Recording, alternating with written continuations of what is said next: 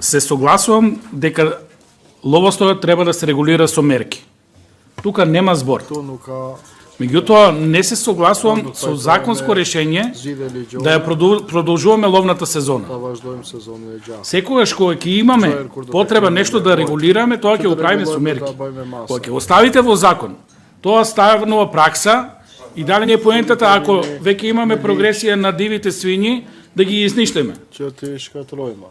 Како што ни е уништен еленот и срната, па не ни прават штети и тука ќе бидеме сите срекни. Треба да се балансира помеѓу овие две работи. Меѓутоа, тоа треба да се прави со мерки. Ако вака дозволиме да се лови што повеќе дива свиња, ловната сезонија да се продолжува и тоа да стане сега ловните здруженија од друга страна па ќе се организираат и ќе испотепаат свињата. Значи, сум за мерки, секогаш кога ќе излезуваат работите од контрола, тоа треба да се регулира. Зголемено стадо, зголемена популација, се прават штети и така натаму, сето тоа е регулирано и со други членови.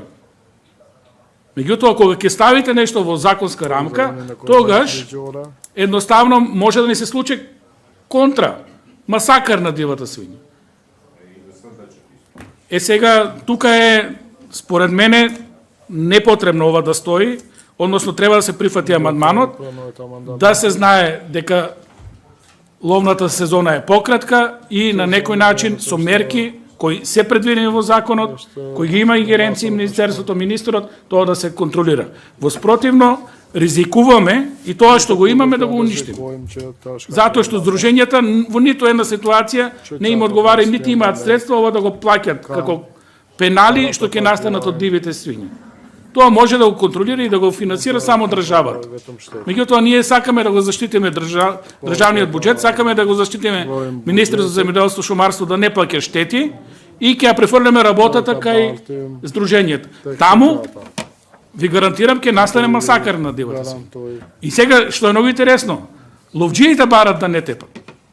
Малку е контрадикторно, меѓутоа и тоа се случи во нашата држава, ловџиите барат ова работа да ја контролира владата и штетите и да предложи мерки на кој начин да се контролира популацијата на дивите свињи.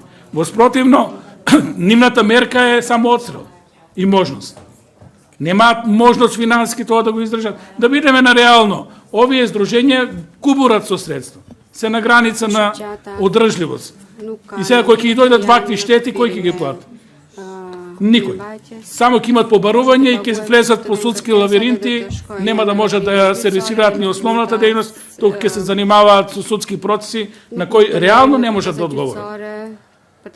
Затоа предлагам овој амандман да се прифати, државата да си ја земе одговорноста како што треба и понатаму со мерки сето тоа да се контролира доколку реално има потреба од такви мерки. Благодарам.